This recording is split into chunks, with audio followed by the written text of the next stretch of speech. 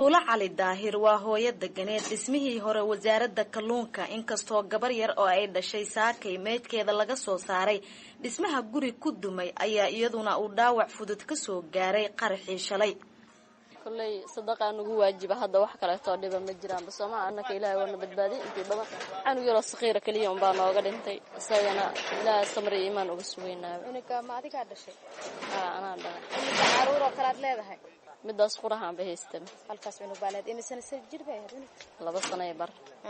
ma qarxii baa ku dhacay mise gurigii baa ku dumay guriga nagu soo dumay labadeenaba ayadoo way ku ruux weysay anigana mar dambaa leega qaadan ma adiga wax ma kugu gaaray kullay jug intii jirkayga ugu filanaa qabaa